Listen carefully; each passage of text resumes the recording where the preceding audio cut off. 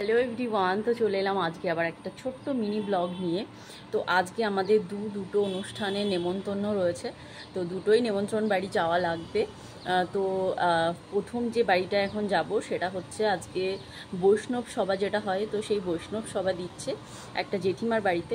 তো সেখানে যাব, আমি রেডি হয়ে গেছি, আর আজকে আমি শাড়ি পরেছি আর সেই সাথে একটা ব্ল্যাক ক্রপ টপ পরেছি। তো এখন আমি যাব বিকজ বিনিও ঘুমিয়েছে।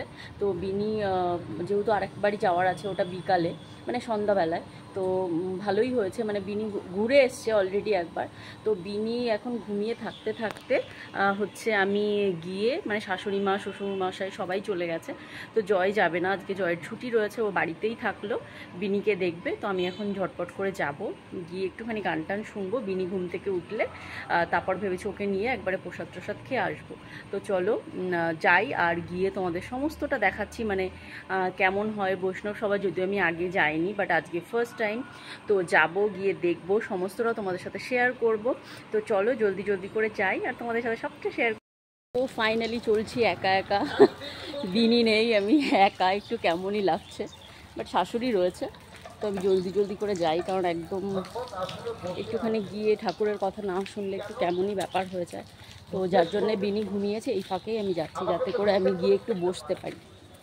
আমি এত ভালো সময় গেছি, সত্যি কি বলবো, মানে গিয়ে দেখলাম যে ঠাকুরের নাম হচ্ছে, আর আমি গিয়ে যে ভাগে পাবো আমি ভাবিনি। আমি ভেবেছিলাম যে মনে হয় শেষ হয়ে গেছে, বাট আমি গিয়ে দেখলাম যে না, ঠাকুরের গান হচ্ছে, তো বেশ ভালো লাগছিল। আর এখন দেখো ঠাকুরকে ভোগ লাগানো হয়েছিল, তো সেই ভোগ দেওয়ার পরে যে ঠাকুরের নাম করা হয় সেটাই সবাই দাঁড়িয়ে নাম করছিল।